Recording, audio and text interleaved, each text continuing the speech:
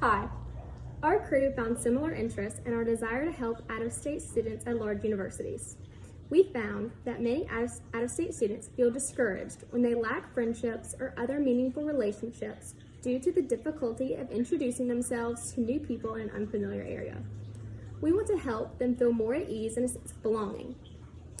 This could be offered through a social media app that allows exclusively out-of-state students to connect through. Many of these students' struggles begin with their issue in finding a roommate, which brought us to our next solution, an external roommate pairing service that connects potential roommates to one another. The other group our crew targeted was frustrated sports fans.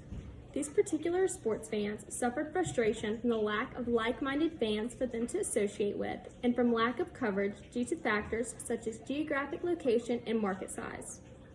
We came up with solutions for this particular group with hopes to help them feel fully connected with their favorite teams and other fans that follow. Our first solution was a service that offered a way to connect to other fans and find local spots that cater to the less followed team in a certain area. Our second solution is a streaming service that offered a wider variety of games and niche teams covered despite the individual or team's location.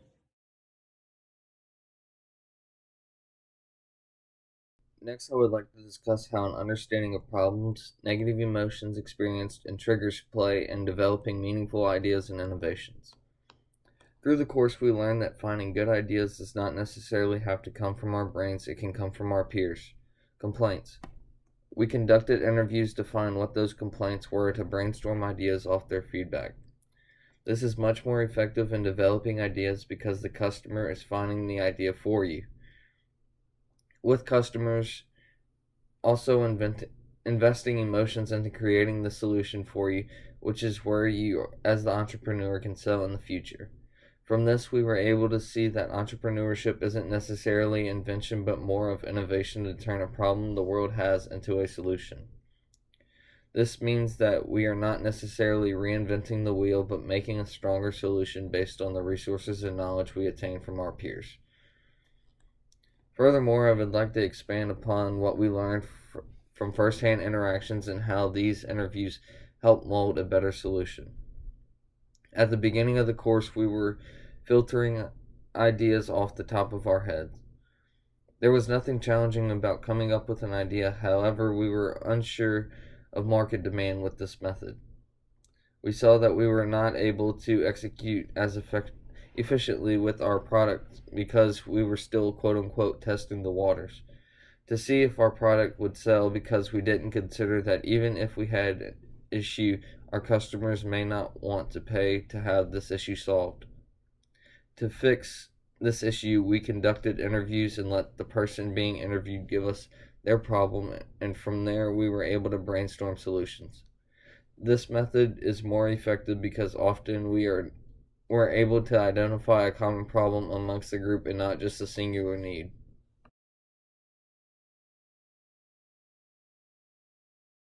The revenue model that would work best for our solutions, we brainstormed and determined one solution for each group that would be financially viable. Regarding our first group, out-of-state students, we decided that the solution that would be best for this group would be an external service that matches up roommates, that goes beyond the limited metrics that schools such as LSU offer. By using a website with a more complex algorithm that asks deeper survey questions, we would be able to match up potential roommates that would likely develop a more meaningful relationship. We decided that a price point of $150 for a one-time service fee would ensure profitability while providing a meaningful service to our customers. Regarding our second group of individuals, we decided to help out sports fans looking to feel fully connected with their fan base and team.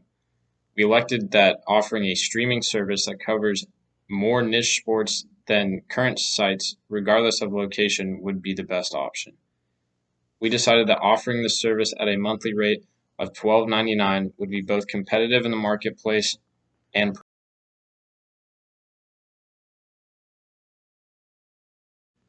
we came to these conclusions by analyzing our revenues and expenses for each potential solution using the financial model exercise.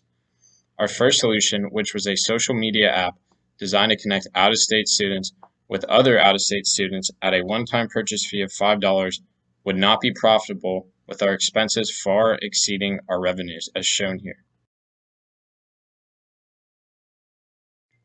Our second solution of offering a one-time enhanced roommate matching service at a price point of $150 has potential to be financially viable from an optimistic standpoint, however, fell short of profitability otherwise.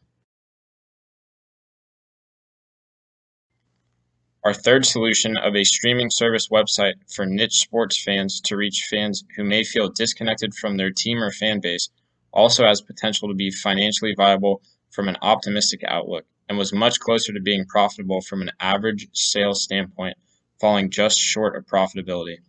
We would plan to offer this service at a monthly price of $12.99. One potential downside of this option, however, is the rise in abundance of illegal streaming services that are now used by fans that could challenge our sales. Finally, our fourth solution is a service in the form of a subscription-based app to meet and connect with fans of certain teams in different areas across the country. The app would work similar to dating apps such as Tinder or Bumble and enable fans to find other fans in the region based on their current geographic location. We decided that a $15 monthly fee would ensure profitability at all levels of sales and was the only fully financially viable solution of the three. One downside, however, is the high monthly cost required to ensure profitability, which may limit how many would be able to purchase the service.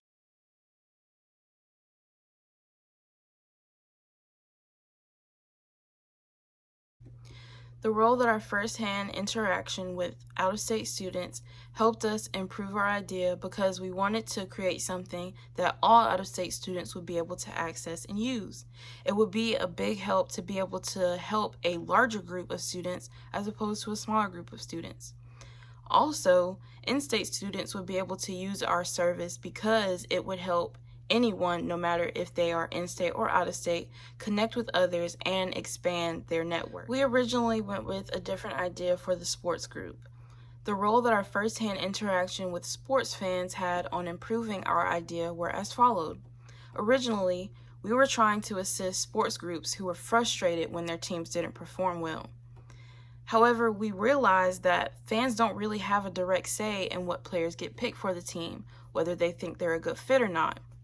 Additionally, it falls on the team when they don't perform well, not the fans. The fans do, however, get upset when their teams perform poorly. It may be years that people have to wait and see their teams perform really well. The fact that fans stick by their teams wholeheartedly, despite whatever emotions that they feel, shows a great deal of dedication and loyalty. So the least we could do is maximize their fan experience. With realizing we can't change the performance of teams, we changed our approach. What we can fix is helping fans increase their network with other fans of their favorite teams, like using services to pair you with local fans if you're in the same sports bar or in the same local area. We could also help introduce a lack of coverage of people's favorite teams due to their location. So in some areas, you may not be able to watch a New York game if you're in California or vice versa. Applying to both and thinking about how we could utilize all the ideas we've covered, for example, our customers' emotions, our interviews, etc., we were really able to create something that would help overcome the emotions these two groups already feel.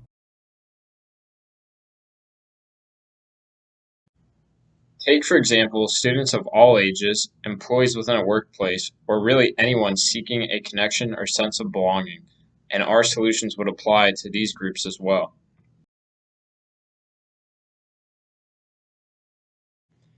In conclusion, it's easy to see how, if you're able to identify a problem that a group is experiencing, understand the emotions associated with that problem, and apply a profitable solution, you could virtually solve any problem groups experience.